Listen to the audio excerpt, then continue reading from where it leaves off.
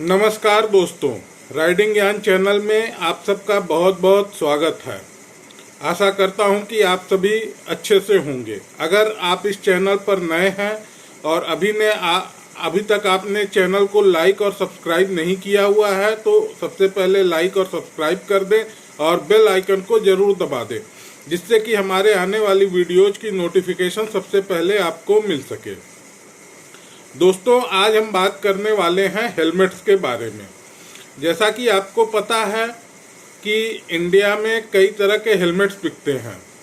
Road के किनारे 100, 200, 300 रुपए में भी मिल जाते हैं और ISI ब्रांड वाले हेलमेट जो हैं वो 700 रुपए से लेके 3000, 4000 रुपए तक आते हैं। और उसके अदर जो स्टैंडर्ड्स वाले हेलमेट हैं वो और भी महंगे आते हैं।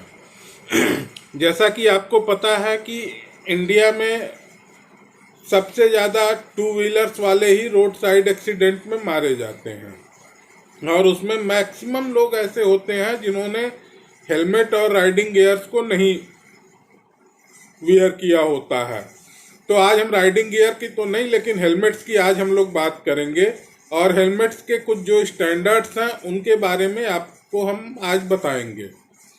जैसा कि दोस्तों आपको पता है कि जो रोड साइड हेलमेट्स मिलते हैं 100, 200, 300 रुपए में, उनको आप भूलकर भी न खरीदें और न तो उनका इस्तेमाल करें, क्योंकि उनका जो उपयोग है वो कुछ भी नहीं है। चाहे आप उसको लगाए रहें हेलमेट या न लगाए रहें, दोनों ही कंडीशन में आप इंजर्ड होने ही वाले हैं अगर आपका कोई क्रैश होता है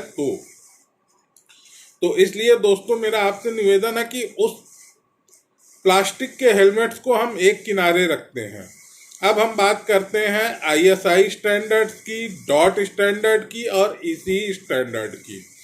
इन तीनों स्टैंडर्ड्स के बारे में हम आपसे बात करते हैं आज।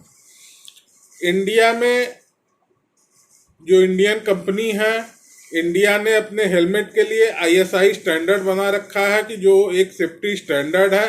इंडियन कंपनी जो भी हेलमेट मैन्युफैक्चर करेंगी उनको उस सेफ्टी स्टैंडर्ड को compete करना पड़ेगा अपने प्रोडक्ट से।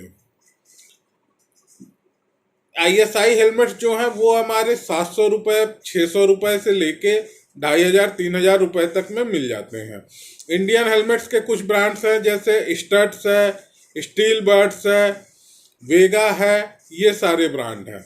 लेकिन ISI स्टैंडर्ड्स में एक सबसे बड़ी खामी जो मुझे नज़र आती है वो ये है कि ISI स्टैंडर्ड के लिए आपको अगर उसका अप्रूवल लेना है तो आपके हेलमेट की पहले टेस्टिंग नहीं होती है। ये एक ट्रस्ट बेस्ड अप्रूवल सिस्टम होता है जिसमें आप अपने हेलमेट पे ISI का लोगो लगा के आप उसे सेल कर सकते हो और बाद में आप अपने प्रोडक्ट को अप्रूव करवा सकते हो, टेस्ट करवा सकते हो।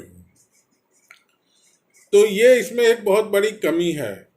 एक अच्छा हेलमेट जो होता है वो पॉलीकार्बोनेट सेल का होता है और जो रोड साइड हेलमेट मिलते हैं वो पूरे प्लास्टिक होते हैं। हेलमेट में polycarbonate shell, carbonate shell, carbon shell, ये सारी चीज़ें आती हैं। अब हम बात करते हैं डॉट स्टैंडर्ड की। डॉट स्टैंडर्ड जो है वो US का स्टैंडर्ड है, सेफ्टी स्टैंडर्ड है और वहाँ पे इसको फॉलो किया जाता है। डॉट डेफिनेटली हमारे ISI स्टैंडर्ड से काफ़ी ऊपर का है, लेकिन यहाँ पर भी ये एक ट्रस्ट बेस्ड सिस्टम ही काम करता है। आप अपने हेलमेट को सेल कर सकते हैं और अगर आपका रैंडम टेस्टिंग के दौरान अगर आपका मॉडल फेल पाया जाता है तो आपने जितने भी हेलमेट को सेल किए हुए हैं उन सारे हेलमेट पे $5000 पर हेलमेट के हिसाब से आपसे फाइन कलेक्ट किया जाएगा। इसी तरह से ECE है। ECE स्टैंडर्ड जो है ये हमारा यूरोपियन स्टैंडर्ड है। ये स्टैंडर्ड हमारा ISI और डॉट से भी सुपीरियर है। ये ट्रस्ट बेस्ड सिस्टम नहीं है। इसको पहले टेस्ट किया जाता है और टेस्ट करने के बाद अगर आपका प्रोडक्ट उसमें पास होता है तभी जाके उसको एक अप्रूवल मिलता है। अभी मैं आपको एक हेलमेट दिखा रहा हूँ, वो डॉट और ECE सर्टिफाइड है आप उसमें देखें वो दोनों सर्टिफिकेशन है इसमें, आप ये देख सकते हैं, आपको दिख रहा होगा कि डॉट और ECE सर्टिफाइड है। ये MT का हेलमेट है। और ये तो हो गई सेफ्टी स्टैंडर्ड की बात। इसके अलावा आपके हेलमेट में वेंट्स होने चाहिए, वेंट्स के अलावा पैडिंग अच्छी होनी चाहिए, स्ट्रेप अच्छी होनी चाहिए, और हेलमेट आप कभी भी लूज हेलमेट ना लें। हेलमेट आपको हमेशा स्नग फिट ही होना चाहिए, क्योंकि लूज हेलमेट से क्या होता है कि क्रैश के टाइम पे हेलमेट के निकलने का डर रहता है। तो दोस्तों इसी तरह छोटी छोटी वीडियो मैं आपके लिए लाता रहूँगा और आपको काफ़ी इम्पॉर्टेंट इन्फॉर्मेशन देता रहूँगा।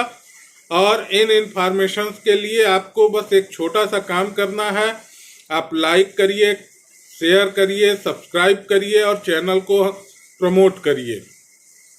तो दोस्तों मैं अपने इंस्टाग्राम और फेसबुक पेज का लिंक डिस्क्रिप्शन में डाल देता हूं, जिससे आप इसको देख सकते हैं। और कोई भी कमेंट्स हो या कोई भी आपका क्वेश्चन हो रिलेटेड टू डॉट, ECE और ISI स्टैंडर्ड, तो वो आप हमसे पूछ सकते हैं।